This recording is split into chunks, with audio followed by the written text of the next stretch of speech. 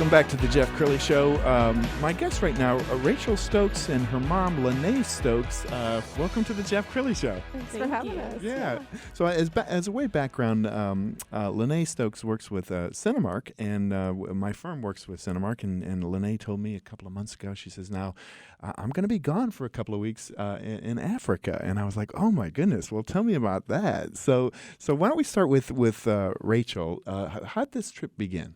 So our church has been going on this trip to Africa for a few years now. And it's funny because, every year our church would talk about going and reach out to us and be like, oh, if you want to go. My mom we'd always look at each other and be like, oh, we should go sometime. It'd be awesome. So it's always kind of been on our minds, thinking wow, we'd love to go someday. And then just a few weeks ago, we're like, well, let's do it. Let's take the plunge and let's go. So. I think so. Lanay, I'm sure you've watched videos and read books about Kenya, but it doesn't probably do justice to what the experience was like. What was it like for you?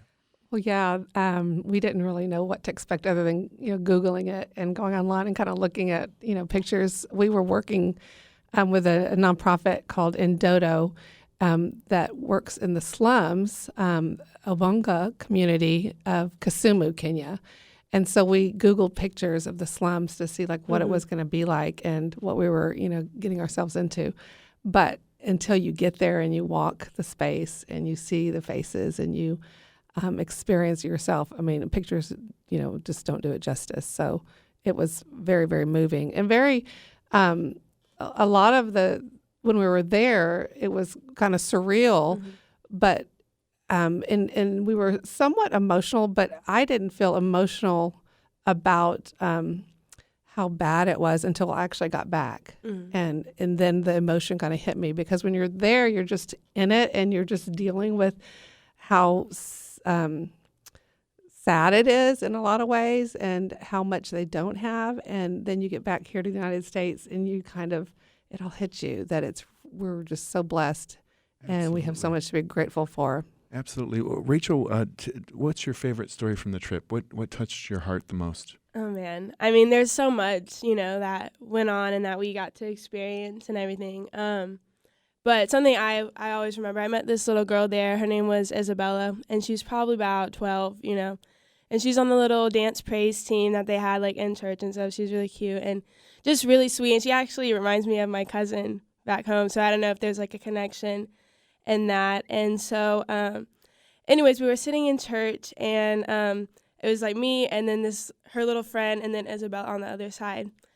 And Isabella just leaned over to me. She's like, Rachel, my friend wants to know if she can hold your hand. And I was like, yeah, sure, and so it was just so sweet. And the children there are just all so sweet. And so they literally sat there and held my hand for 30 minutes and just played with my fingers and just were so interested in our skin color and just everything, because they probably don't see people like us that much except for the main girl Allison who's there. And so it was just, I think that was something that will always stick with me. And hopefully she wasn't a student of Indodo yet, and so I hope if her application goes through that I will get to sponsor her, because I would love to do that. So wow. She's just really stuck in my heart. So how about you, Lanay? What story do you keep replaying in your mind?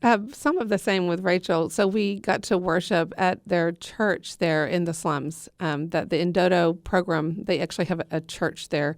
The Indodo program is about sponsoring students to have them have an education, because even though kids can go to school there, there's a lot of cost to it, and you have to have the uniforms and be able to pay for it to actually be able to go to school. So it really is a privilege to attend school there. But so the Indodo program also has a church in that slums community. And so we got to go and worship with the kids and the families there. And everyone was we did a vacation Bible school program with them also. And the kids were so welcoming. Yeah. And even though we didn't speak the same language because it's Swahili, and we couldn't really talk to them, we learned a couple of sentences like, what's your name? And, this is my name. But the kids were so welcoming, and they would just, you'd say, come sit on my lap. And they just come sit in your lap. And just the touch and their little faces and their smiles everybody has great teeth. They Yeah, have beautiful for sure. teeth there. Really? That's awesome. Yeah, and so it's mostly just being able to spend the time with the students and the kids, and how welcoming and loving and accepting they were of the. We had 16 people there, and we just fit right in. Wow.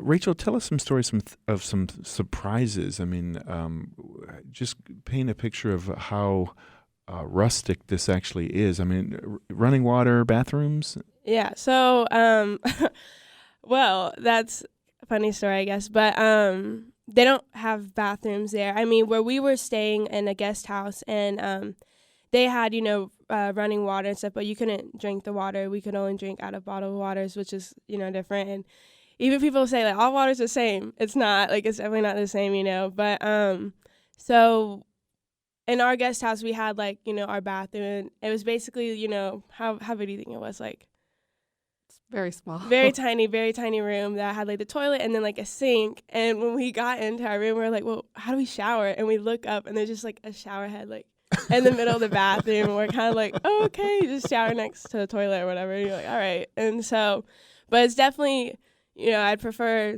to use that than in the slum, because in the slum, it was basically like an outhouse, and it was like a hole in the ground. And so, I'd hold it until we got back to the home, just because it's kind of very unsanitary and, like, definitely not, Yeah, and no, I mean, there were some wells there and where they could get water, but it was not, the homes didn't really have water in them. So you'd have to go down the way, and they had these big, they actually, some of the kids, you could even, like, pay the kids to fill up the big jug things, and they'd, wheel them down to the homes.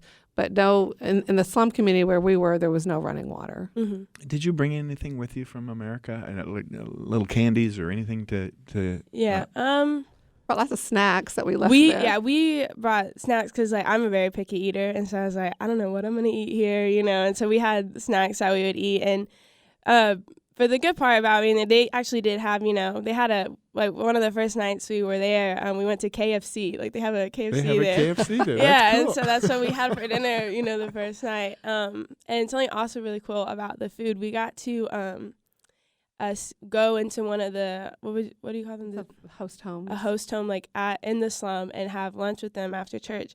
And that was really awesome. And Mom and I were both really nervous because we were like, well, we don't know what they're going to serve us. We thought, like, whatever was going to be. We'd heard really some horror stories about what we might be served. And we had also been told by, the folks that kind of briefed us before we went that it would be rude to not, they're going to serve us their best. Mm-hmm. But we'd heard stories that it might be cockroaches or it might be just crazy Crazy food. So we actually prayed. We like, prayed before we before went we in went there. out. We're like, please. Please let it be something, because we didn't want to be rude and say no thank you. You prayed after you ate. Yeah. Yeah. But it was actually one of the best meals that we had it was while we my were there. favorite meal for sure. And it was they call it chapati, which is kind of like a really thick tortilla kind of bread, and beans, and then And lentils, like a lentil soup. That's I think really that's good. very inspiring that you guys took the trip. And what are some lessons that you learned along the way? What will stay with you forever? Well, I mean, I learned that, even though we're oceans apart here in the United States and in Kenya, that, we serve an awesome God, and that they were so free in their worship. And, we have big, beautiful churches and sound systems and fantastic things, to help us worship. But they had, a cinder block building, and they had a little PA system, I guess. Yeah, they did. And their pastor was so awesome. And he was preached, awesome. but he sang, and he He just did was, it all, really. Yeah, he was a great leader. And so just knowing that you can be oceans apart, but still worship the same God. And they had so much joy for having so little. And it just showed in their eyes. It showed in their smiles. And that's probably my biggest takeaway, that we're so much the same, even though you were materially blessed here and they are not. Mm-hmm. Something I also took away was we got to, when we stayed in, like, the homes for lunch, we were escorted by these university students, and they were super awesome. And something, like, because I'm getting ready to go into college as a freshman, and just hearing their stories, and, they asked us questions about what it's like here, and, like, about school, and just, like, politics, and, like, all these really, like, smart questions, I guess you could say.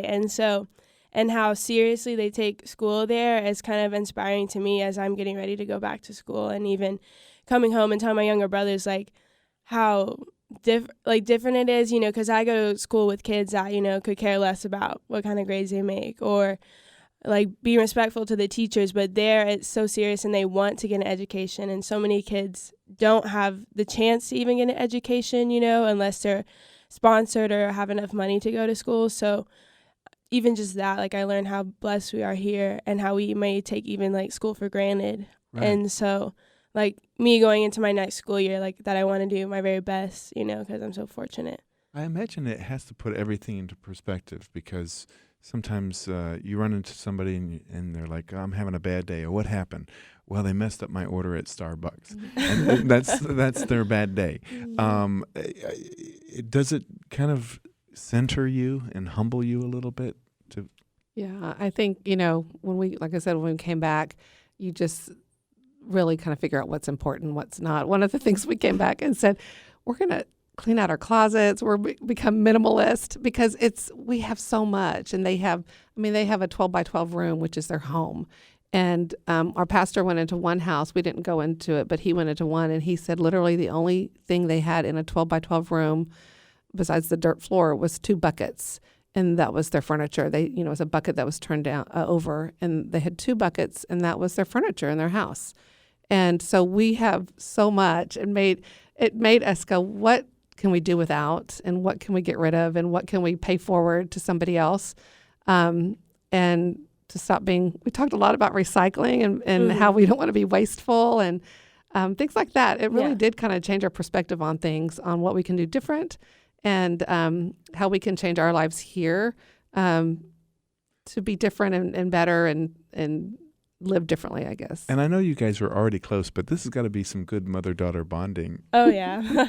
Oh, yeah, for sure. I mean, even just the room we were staying in, it was very tiny. And most people, and, it's just me and my mom that went, and we were with, like, church people and everything, too. So, I mean, we were safe.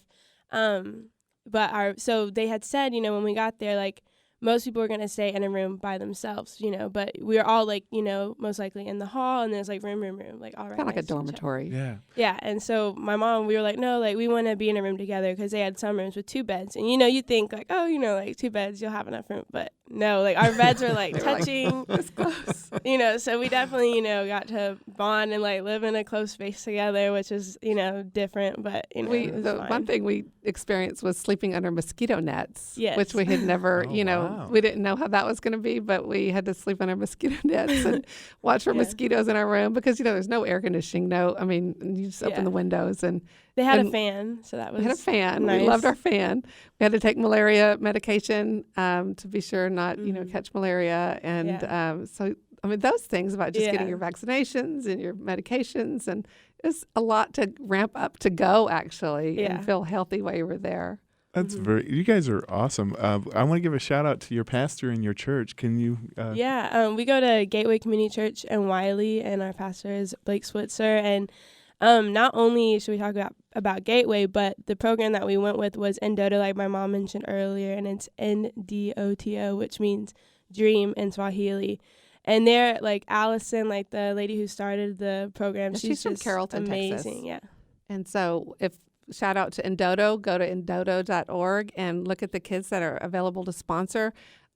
Kids need education, and there's wonderful smiling faces there. We got to meet the little boy that we've been sponsoring for a year. His name's Adrian. And we got to meet him and get to know him on a personal basis. And now we've already gotten a letter back from him since we've been home. Another picture in the mail. So it's been really special. Wow. You guys are awesome. Are you going to do another trip? Will you do it again next year or the year after? I don't know about next year, but I definitely want to go back. It's expensive to go. We had to fundraise and save our money. Flights are expensive, but it's definitely something we'd like to go back, and mostly to go back to reconnect with the people we met and the relationships we started to build there, and especially with the university students, just to be encouragement to them and go back and see how everybody's doing. I think that's awesome. Well, you guys are both an inspiration. Thanks for being on the show. Thanks for having us. You bet. When we come back, how to make sure your money lasts longer than you do. Advice from a financial pro. That's next on the Jeff Crilley Show.